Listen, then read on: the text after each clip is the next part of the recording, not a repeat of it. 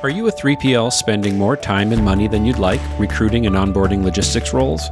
Then it's time to check out Rapido Solutions Group, the leaders in nearshore logistics staffing. Located right next door in Mexico, they have access to the freight talent you need. From carrier sales to tracking and tracing and everything in between, they can do the heavy lifting for you. So if you're ready to get your time back and want to move fast, check out Rapido Solutions Group. Visit gorapido.com to get started today. Have you heard about Bitfreighter and the EDI revolution? Bitfreighter helps companies automate communication with their freight partners through unlimited messaging and quoting. Traditional providers can't say that. The Bitfreighter team is also available 24/7 and responds immediately by phone, email, or yes, even text. Legacy providers can't say that either. So if you want to scale your operations to save time and money, come join the EDI revolution with us. Visit bitfreighter.com to get started today.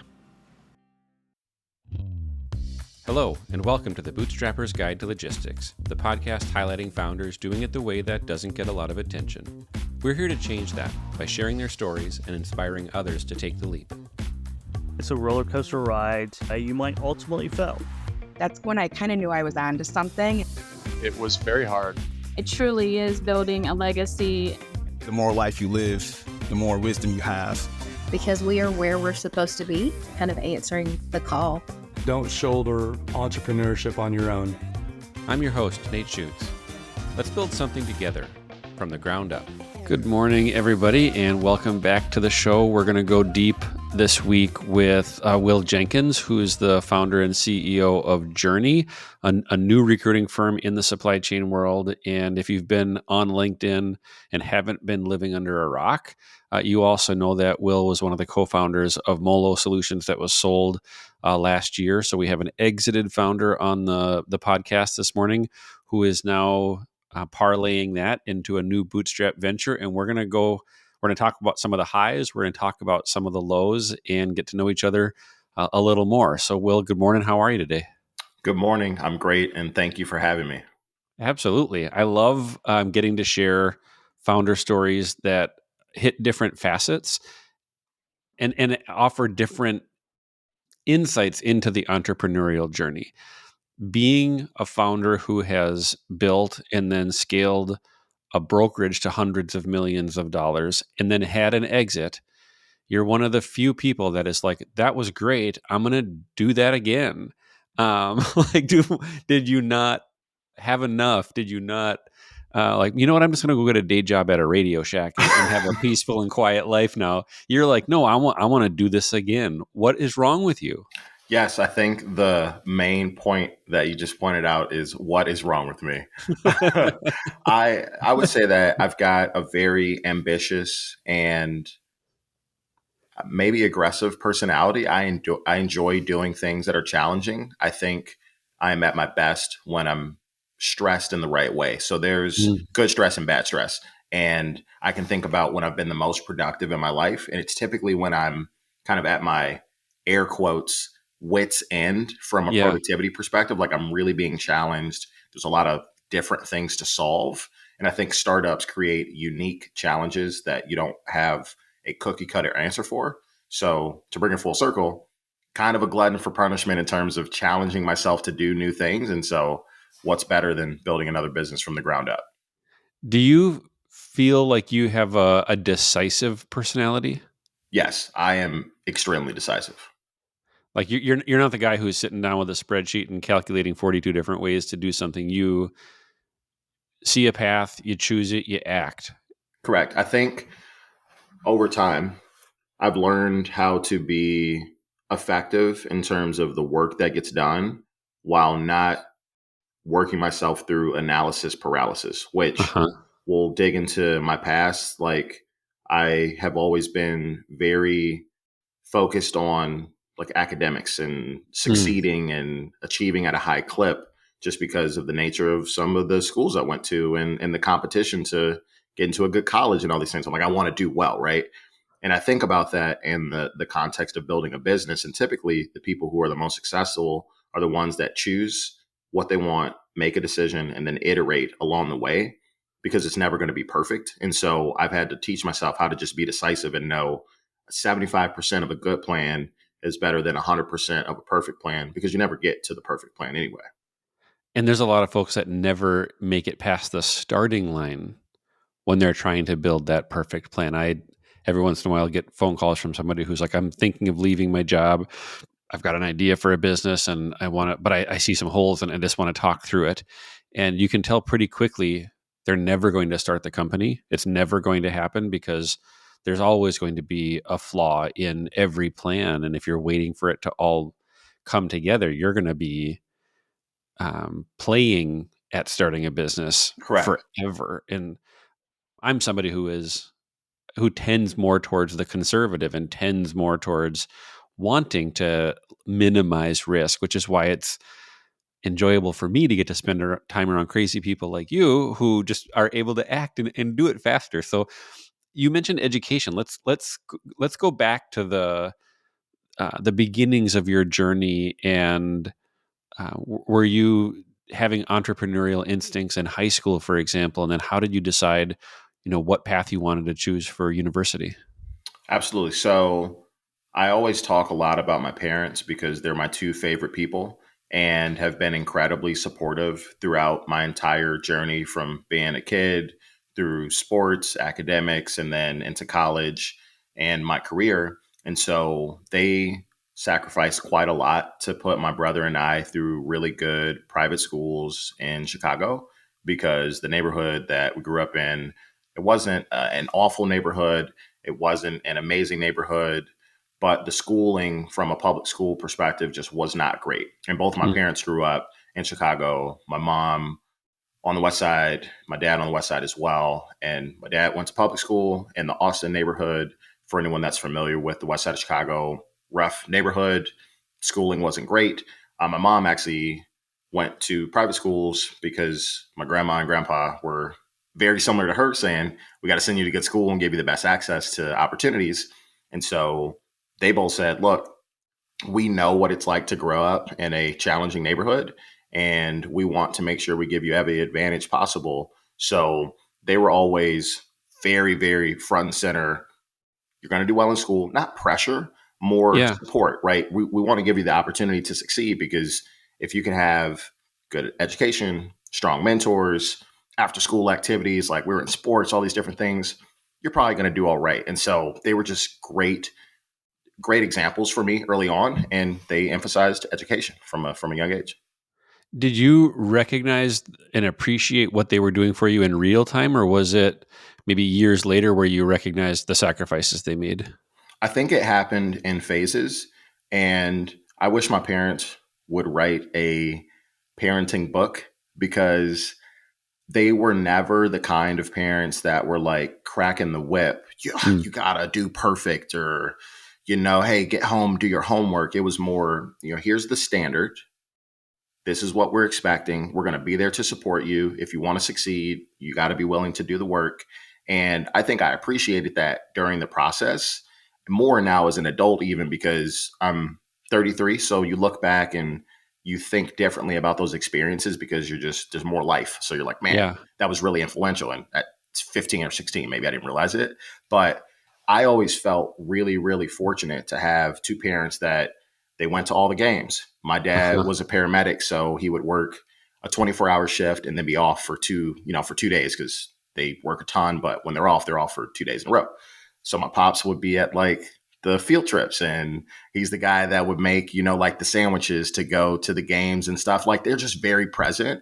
And so I think I appreciated that as a kid, because, you have a bad game, or maybe school was tough, and it's like I look up in the stands and my parents are there. So there was always a lot of support. And that also transitioned to succeeding educationally, because I knew that they would have my back and want to see me do well. But it wasn't like they're standing over me like, oh my gosh, you got to do this thing. Well, that sounds like you had both support and independence to make your own choices. Yeah. And I think that that's changed a lot nowadays. Helicopter parents are a very, very real thing, who protect their children from consequences or the impact of their decisions. And they can live in a bubble, and then those kids grow up and they're fragile. They don't have resilience to to fight through difficult things and to grow because they've never been tested.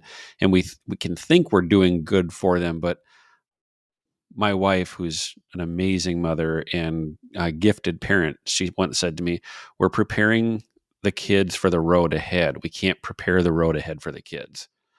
Otherwise, we will simply create soft kids that become soft adults." Man, so we're probably going to get into this, but I would say that I have a pretty intense personality, not in, again, like an overwhelming way, but if I'm going to do something, I want to do it well. Or if, like your wife is saying, you're raising kids or mentoring people or developing character, you have to know that you can't shelter people from what's going to happen. Things will be tough. There are going to be ups and downs, and that's how you work through and persist through challenges. But if you were always sheltered and there was this, beautiful bubble that there's a problem, I got the perfect answer, you never had to work through it on your own, telling you the world would be a little bit different of a place when you have to navigate it by yourself. Struggle can be a gift. It can. What's the hardest thing you've ever done? We're going to get into it already. We're a couple minutes in. We're already there, Will. I love it. We're not wasting Okay. any time today. Yeah, so I talked a lot about my parents and my brother. And when I was 23 years old, my brother was diagnosed with a terminal form of cancer called cholangiocarcinoma. He was 5 years older than me, did a lot of the same stuff. So he played football, so I played football. He ran track, so I ran track, competitive. And he went to Augustana College in Rock Island. And so I grew up watching CCIW football. It's a pretty good Division III college football conference. And so I also played football in college. I played at Illinois Wesleyan, which is somewhat of a rival in the same conference to Rock Island, to Augustana. So, sibling rivalry stuff. And but a year, I guess, so I graduated college April of 2012. So August of 2013, I was at home. At this point, I was still with Kimberly Clark, and my mom was like, "Oh, Desmond's not feeling too well. He's going to the ER. I'm going to go out there to Rock Island and check on him." But it didn't seem like anything too crazy. Like, "Hey, I'm not feeling great." So let my mom know.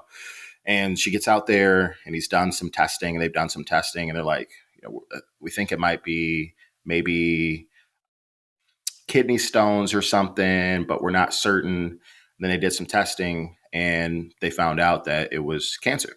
And he was 28 at the time. And by the time we found out, it was, stage 4. He's terminally ill.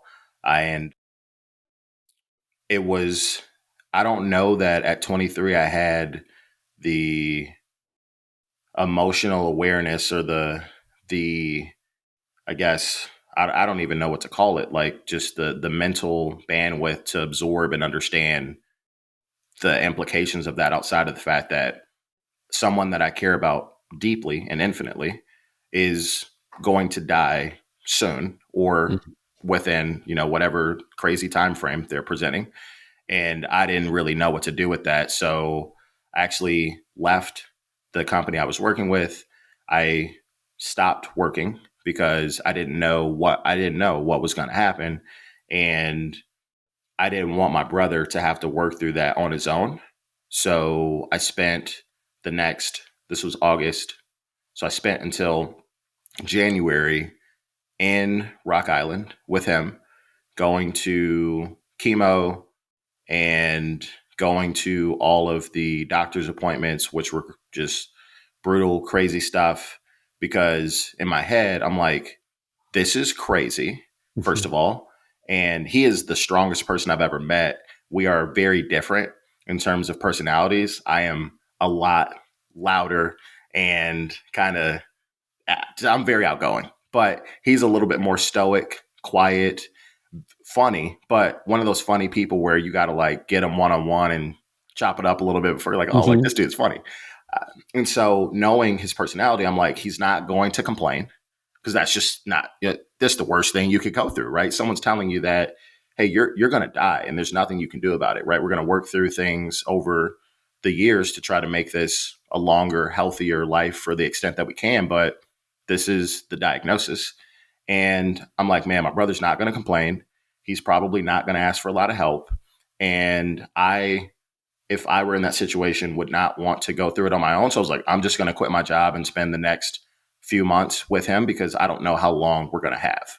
And so that was something that I don't know that I've ever really dealt with emotionally 100%, because the idea of losing someone that you grew up with that understands you better than anyone else, because they grew up in the same house, you got the same stories about your parents and, the goofy stuff that you work through.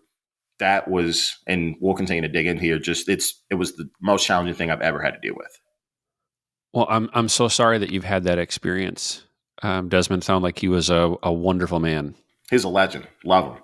And actually, I've got a charm. It's number 28, which you can see kind of, but I was number 2 in college. He was number 28, and this was his charm that he wore. So I wear it everywhere. I never take this necklace off, but just I feel like I get a chance to have him with me, and obviously in memory, but it's always cool to be able to remember, who he was and the stuff that he taught me.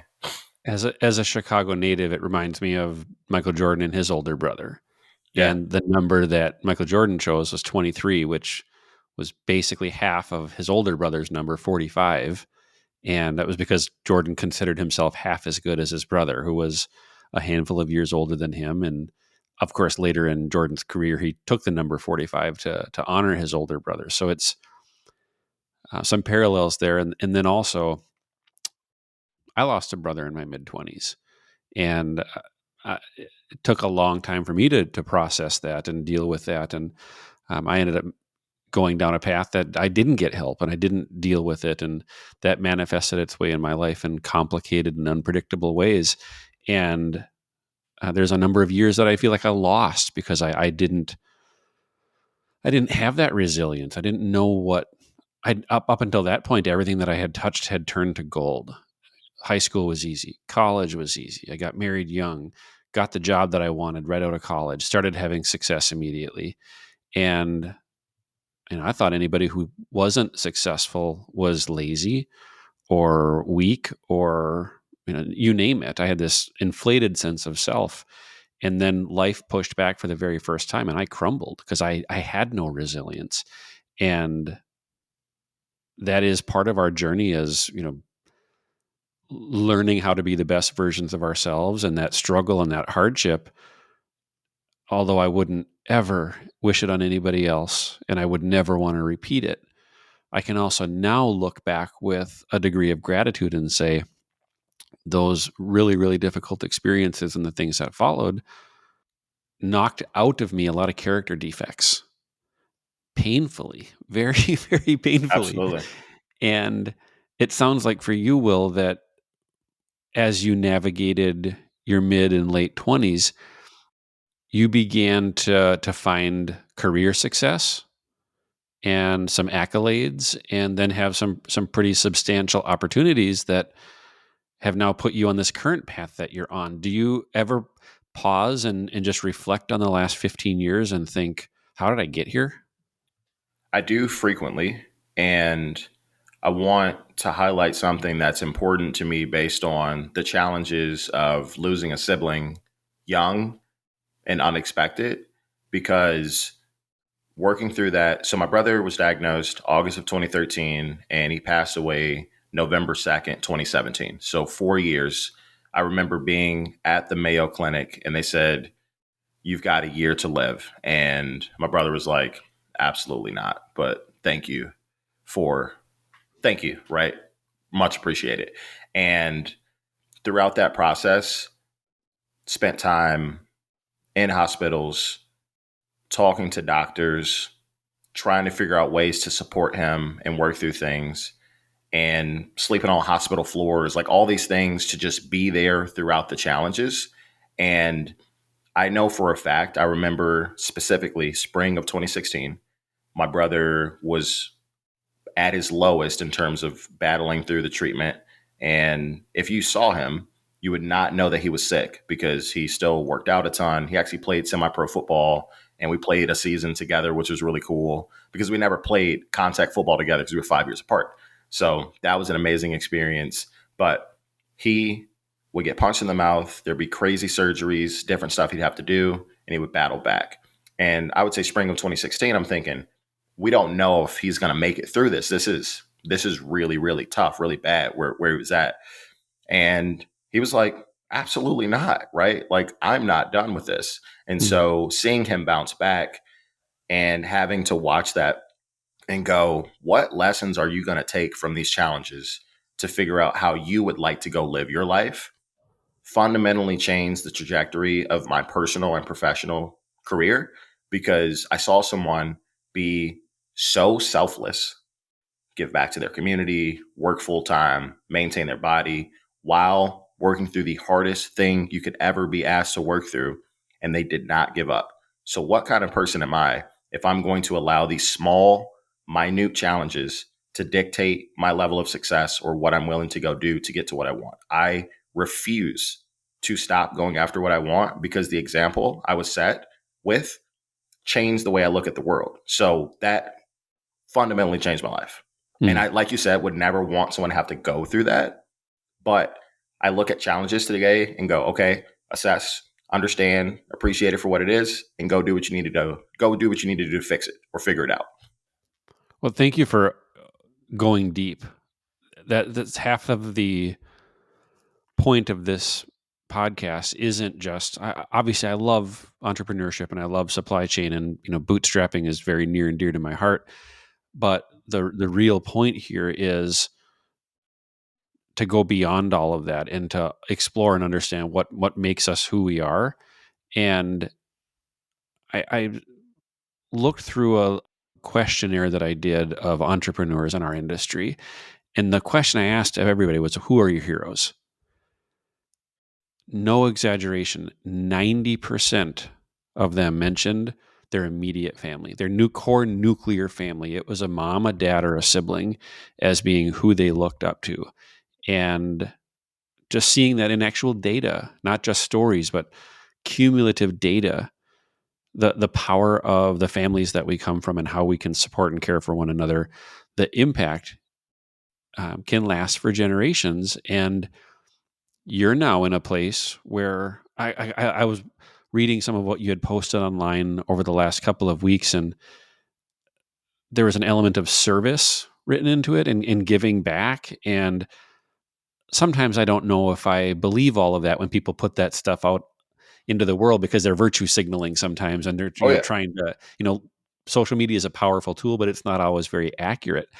And so hearing more of your story and now connecting those dots, you make a lot more sense to me. I think I sit in the same camp when I look at social media and certain things, because I agree there's quite a lot of virtue signaling in terms of people doing things for the reaction or to be able to post it. And that stuff is lost on me personally. I actually have had to be influenced by peers or people that mentor me that say, hey, you've got to find a way to articulate your story in a way that feels like you, because there are good things to share that are helpful and will be a good guide for other people, or just they're authentic. Be yourself. I sit in the same camp, man. I'm like, I just want to be me and not come off as someone trying to show everybody this stuff that you're working on. It's just, this is real. Like, I care about people, and there's a handful of things that matter to me. And I'm going to lean into that because we're going to have the same conversation at 6 p.m., grabbing a beer as we would right now, chopping it up on the podcast. Like, that's just me being myself. Is that how, or part of how you landed on Journey as a recruiting agency and helping people in their careers? Is that the seed that is now sprouting?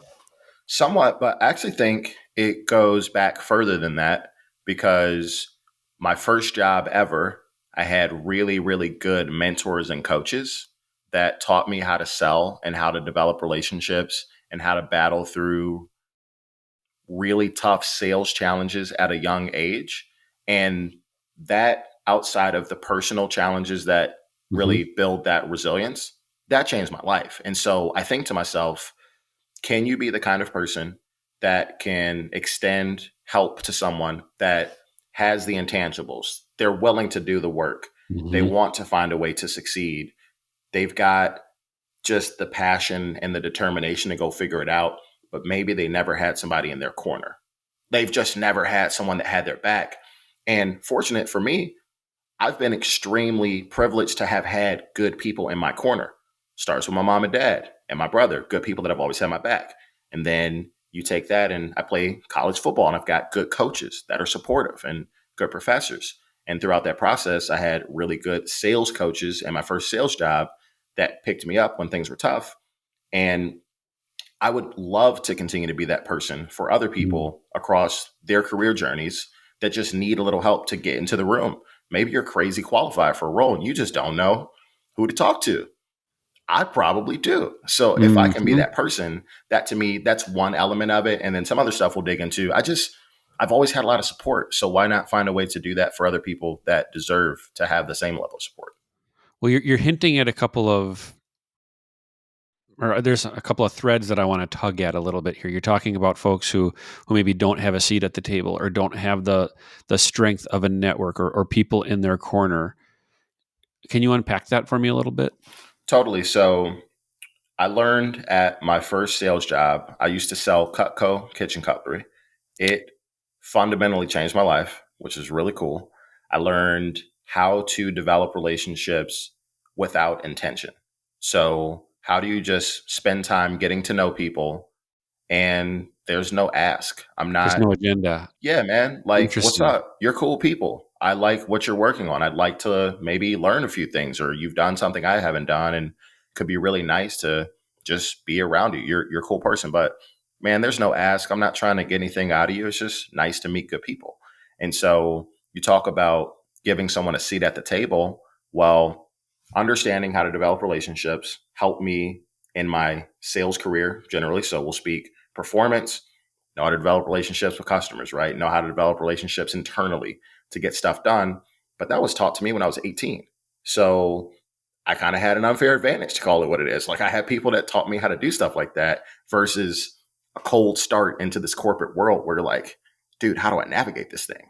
So having the opportunity to do that and then spend the last 10 years in freight, I've got really cool relationships with CEOs, executive level leaders, people that are building and scaling businesses really anywhere between 50 million in annual revenue up to some of the top 20 players in the space, the multi-billion-dollar players, right? I can send a text or pick up the phone and have a conversation with someone that I used to work with when I was 23 that now owns a $100 million freight brokerage. So if there's someone that's worth having a conversation with that doesn't have access to be in that room, but they are qualified and sharp and driven and want to be there, I could get them there. That's so fun. It's like so enjoyable. Where did the name Journey come from then? So actually, I have a Google document called Journey Brainstorming, and it is every brain dump idea I've had about what now named Journey would be. And it's all these domain names that I bought that I thought the company might be. Right. So I'm going to see. How many, hold on. How many domain names do you own? So many. There's just so many, because you write something down and you're like, oh, that's a great idea for a business. I got to go buy it right now. Awful. But it was funny. So the name came really just from writing stuff down and going, what is simple, but when you hear it, it makes sense for what this thing is, right? I look at my life, I look at my career as a journey. It has been a process from a young age to get to where I am, and there's still so much to go build. And I look at the opportunity to go help people find their next career opportunity as a journey for them. We consult and help organizations build process and how do you scale? How do you go from 50 million to 100 million, right? Let's work through that. That's a journey. And I also love and I'm really passionate about sales training and training in general.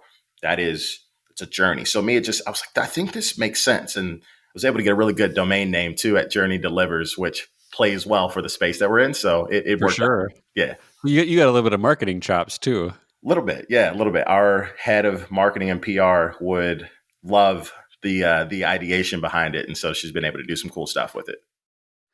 Well, let's take a quick detour then and talk about some of the bootstrapping elements of this. So, oftentimes, a first-time founder who's bootstrapping is very, very lean. There's not a lot of resources, and you've had the privilege and benefit of being a successfully exited founder. So, even though you're bootstrapping, you're starting with a bit of a head start based on prior work that you've done.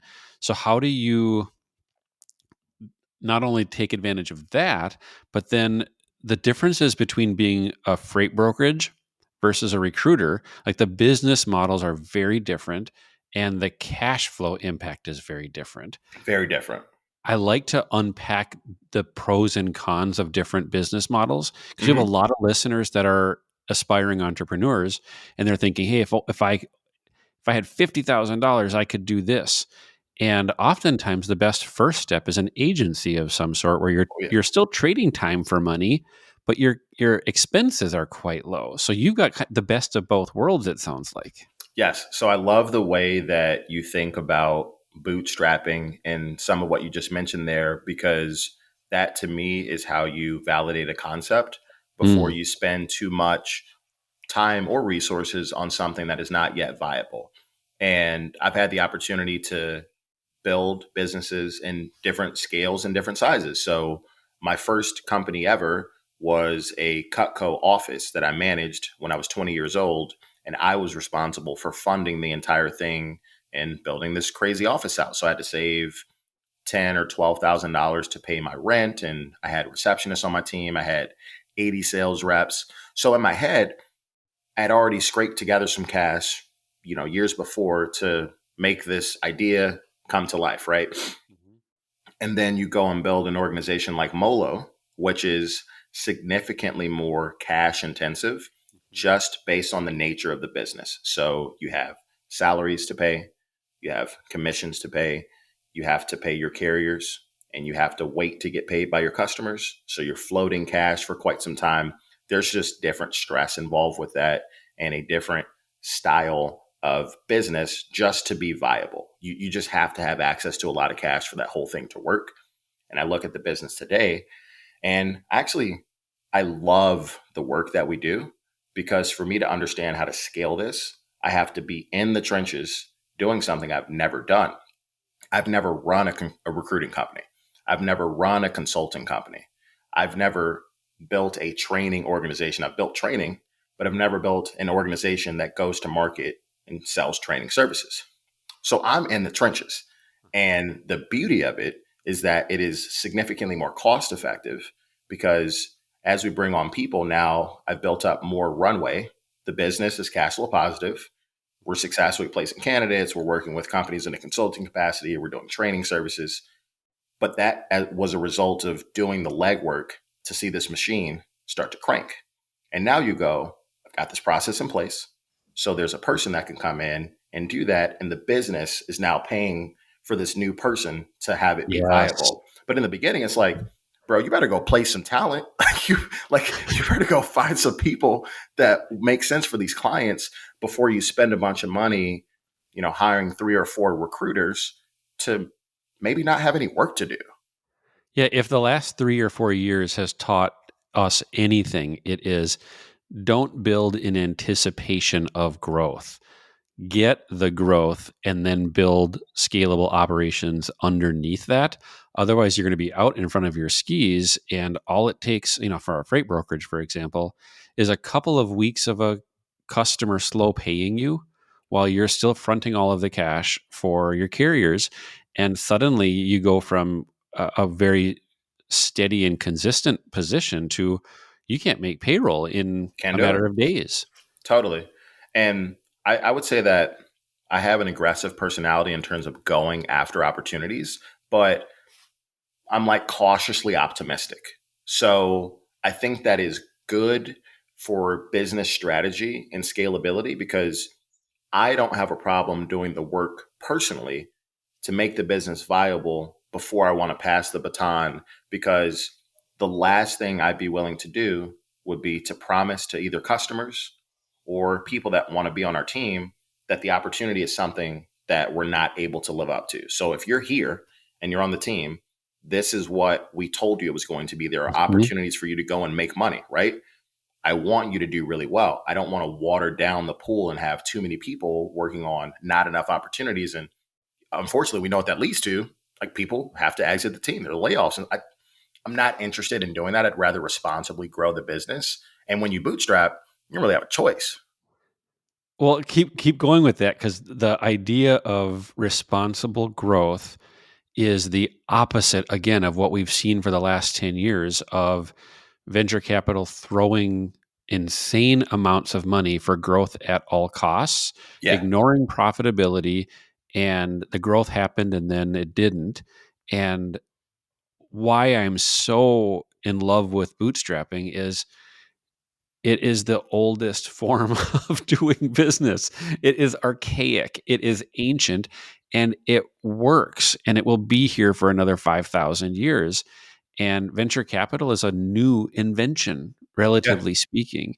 And so, like, when you think about bootstrapping and the responsibility, it's not just to the financials of the company, but you've got to make payroll yourself. You've got rent to pay. You've got all of these obligations. And as the founder, it's your name on the door. And Yep. so you can't pay your bills. That now is coming back to you. How do you? I, you're obviously in a solid place to begin with, and you're already having success. But is that something that you think about as you drift off to sleep at night? Of, man, I gotta, we got to get chopping some wood. So I think that is the good stress that I talked about earlier, which keeps me focused because there is a level of execution necessary for this whole thing to be viable. Mm-hmm. So we have to place candidates, right? Look, there's no surprises here. If we don't place candidates, the business isn't making any money, right? So that's fine, right? I like that kind of pressure. I've been expected and forced to perform my entire life. I probably would be uncomfortable in an area where it was more laissez-faire. Like, if you do it's fine. And if you don't, like, that's okay too. I have never operated that way, right? I played college football for 4 years and got cooked by coaches that were expecting you to perform at a level because there are 10 other people that want to do well on the field at the same time. And if you're out of line, everyone fails. Yes. And you go to practice and you record the practices, and the eye in the sky don't lie, and you record games, and you're held accountable when you go to practice and you watch film and they go, hey, we were running cover 2 and you're running cover 3. That's not what we do, right? And I share that story to say, I don't know how to operate any other way, because the answer is always to go execute for those that are relying on you. That's it. And so, in a bootstrap business, as the owner, I have to go execute for the people that want to be part of the team to have the work that I told them was there for them to do. I love it.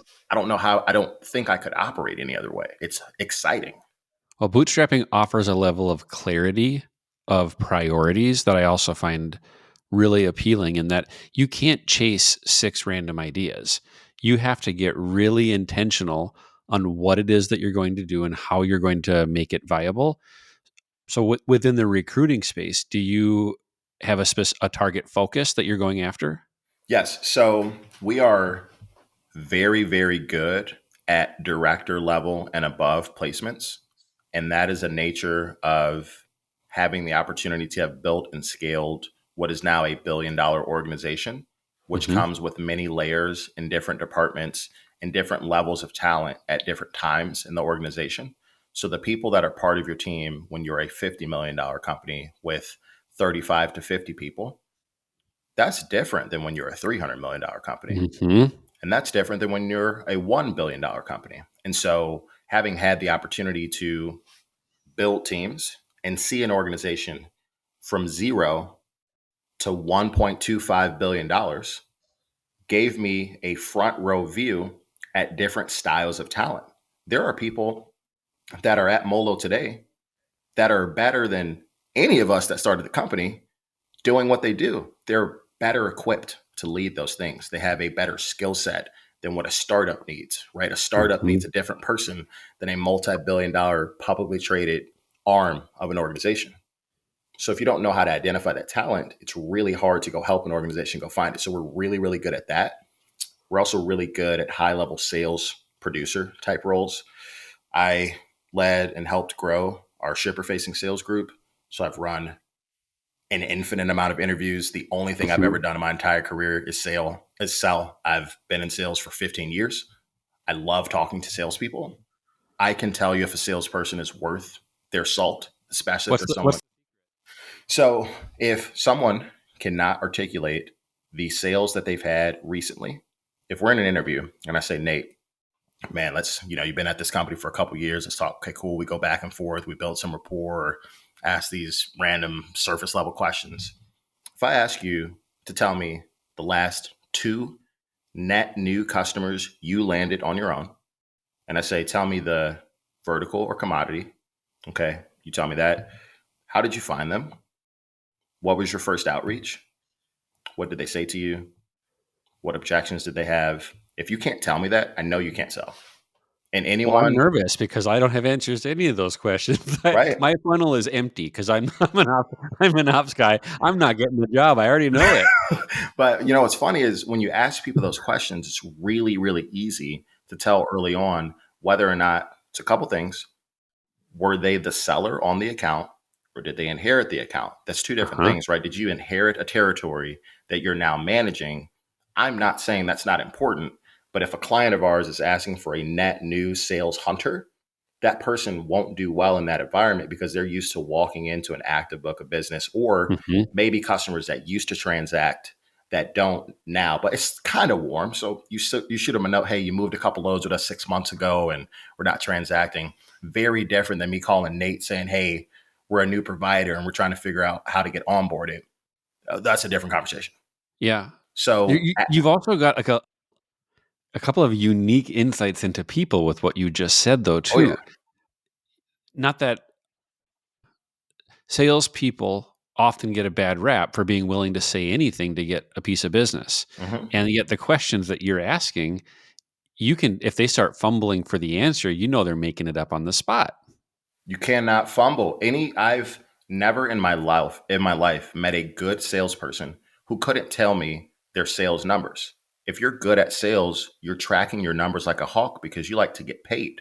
Yep. Sales is a performance-based role. So if I ask you how many shipments you moved the last 3 months, if you can't tell me, I know you're not good at sales. Don't tell me you don't know. Don't tell me you don't know. You get paid commission.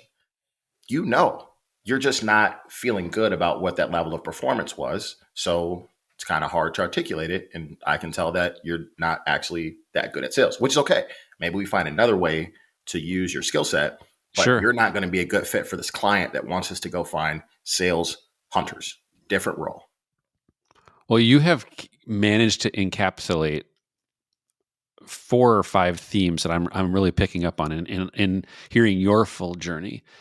One of them, you said you're aggressive. I'm going to start calling you aggressively nice. That's going to be my new nickname for you. Have you met Will Aggressively Nice Jenkins? I can dig that. I think you are. I really do. But you have a really big heart and a ton of resilience based on your life experiences. And you're also a high performer, and you have an intellect that serves you well, being able to go from 0 to over $1 billion. Not a lot of people can break through the ceiling of $50 million, and then the complexity that comes with an organization once it reaches $200 million. Now you've got organizational dynamics and a finance lens instead of just cash accounting. And then you start getting into threats from the outside market, and it becomes very strategic. And to be able to make that transition through each of those stages feels like the culmination of each of those themes that I just mentioned, which leads me to my conclusion here, which is I have no doubt you're going to be successful on this next stage of your journey. You have the network, you have the skills. all that's left, it sounds like, is to build the team. So can you tell me about the team at Journey? Yes, I'm excited about that because I love the team that we have. We had an opportunity this Wednesday to host our first happy hour in Chicago, and there was an incredible turnout. And prior to that, we sat down as a group and worked through brainstorming ideas, the different services we provide, and everyone was tossing out so many good ideas of things that we can go and execute. But I'll start with the first person that was officially on the team and tell a little bit of story about her. So her name is Maya Quijada. She runs business operations and is by far and away the most capable person I've ever worked with in an operational capacity, because her ability to just understand how to provide really high quality work, regardless of service or vertical, is unparalleled. So she's not from the transportation industry. I've known her for 7 years, and we've worked together in different capacities on a few different businesses, but nothing in freight. And her and I have, always been in touch, and she'd be like, "Hey, just let me know what you're working on next, right? There could be an opportunity for us to do some stuff." And when we started landing contracts with customers that wanted us to go find talent, the first thing I could think of was, well, it's just me today, and I could use a hand sourcing good quality candidates. So let's work on this aspect of the business together. And then that started cranking really well. So we're sourcing good candidates and introducing them to clients, and clients are hiring them. So I'm like, sweet, you get a feel for this. I've got some other things that we could use hand with, like consulting, right? I'm working through these opportunities. We're presenting deliverables to clients. Like, how do you feel joining these meetings and kind of helping to wrap this stuff up? Because I understand the space and how all these things work, but the operational execution piece, I'm going to drop the ball there. No problem. I got you. I'm in there. And I see her engaging with clients today, and I'm like, yo, have you been doing this for a while? I'm like, this is crazy, because her ability to just absorb and then provide high level quality work, never seen anything like it. I'm like, man, we got to figure out a way to continue giving you opportunities to grow and thrive. So extremely fortunate to have her on the team. Then our head of marketing and PR, her name is Erin Sweeney. Her and I went to Illinois Wesleyan together. She played softball. I played football. She was 2 years younger than me. And so Wesleyan's a pretty small school, like 2,200 students. So if you're really there, you're going to see everybody. Yeah. But if you play sports, you certainly see everybody. And so we've been friends since then. I saw her career just flourish in marketing. She was a global director for a large ad agency, marketing agency, and just racked up accolades, did crazy work for clients. And I'm like, yo, Erin is the truth, right? I'm like sitting here watching this, like, man, if we work together, that could be kind of cool. And so we chatted this time last year, and she was talking about, I think I'm going to leave the organization that I'm at. I'm not really loving it. I've learned a ton, but it might be time for me to get out of here. And maybe I do my own thing. I do my own agency, and I've got resources and people that I could use. And I was like, that's awesome. How can I support you as a friend? Or are there things that I can help talk through? And if I've got work with stuff that, I'm working on, maybe we can collaborate. And we actually both left our businesses at the same time. So I left Molo in May, and she left her company in June. And then we just stayed in touch. We both traveled in Europe for the summer, which is crazy. So we connected while you were there. Yeah, it was fun, in Italy and a couple other places. And we're just talking, like, what does it look like for us to find some work together? And then October or so, she was like, you should let me handle, like PR for you. I think you've got to have a layer between you and some of the things that you're doing. And I like to tell stories, so I can help you articulate your story well. And I would say that we talked about this before the show. I am an introverted extrovert. So I love talking to people, but I also just kind of want to chill sometimes. And so I just want to do really good work and be able to help people. That's it. I don't really care if everybody knows. That's not a big deal for me. I just want to perform at a high clip. And she was like, yo, everybody should know. I'm like, oh, it makes me a little uncomfortable. And Put yourself out there. Yeah. Oh my God. Yes. And so she needles me about stuff like that. And I was like, yes, let's do it. Let's have you join for PR. And I saw, again, the level of work, the quality of work that she was doing, the opportunities that continued to come. And then we chatted, and she was like, actually, I would like to help with marketing. specifically. And about a week before we launched November 27th. I sent her some brand stuff that I built, and she made a competitor analysis, a brand deck for me. She walked through every aspect of what Journey was or what it could be, every company we could compete against. I didn't even ask her to do this. She just did it on her own. I'm like, yo, Aaron, this is crazy. Like, it's so good. And then she had one slide that said, don't kill me, but I think you should change the color scheme. And it was so funny because I'm like, yo, we're launching in like 2 days. Like, what do you mean change the colors? Like, I don't understand. And we sat down and talked about it. And she was like, here are the reasons. Here are the people that have colors similar. Like, you really want to stand out. And if you look at our LinkedIn or our Instagram today, our Twitter, things like that, that's all Erin. Like, her creative mind, her ability to come up with things that are easy for people to absorb, not pushy, not like overly salesy, just like good, thoughtful content that's on brand with who we are as a team.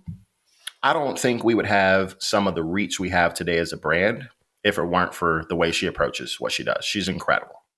So you've got sales, you've got marketing. Yeah. One more. You've got the network. You're building out the ops side of things. I can't think of anything that's going to hold you back. We got one more killer. We got one more. Okay, my bad. Keep going. No worries. And then the first person I actually really wanted to hire from a domain expertise perspective was Morgan McDermott.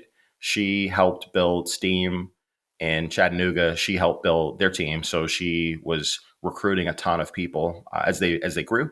And her and I connected via LinkedIn, and I saw some of what she was posting. I was like, man, you seem super cool. Like, seem like a good person, similar work ethic, value some of the same stuff. You like to travel. I like to travel. And we just started chopping it up over time. She left Steam, I want to say June or so, and we stayed in touch over the summer. And then I was like, hey, I'm going to start this company, and I think we might be able to do some cool work together. And she's like, oh, I'm not sure. I don't know. Maybe. And we just stayed in touch, and actually just had breakfast with her today. She's in Chicago. She was in Chicago for our happy hour. And we're just talking like, how crazy is it that we met on LinkedIn and now we're building a business together? And she is so good at sourcing candidates. She's so good at developing relationships because she's just authentically herself. Mm-hmm. And I think that helps people just be who they are. And it's not over the top. It's not pushy. Like, Morgan is just Morgan, and she's really good at finding good people.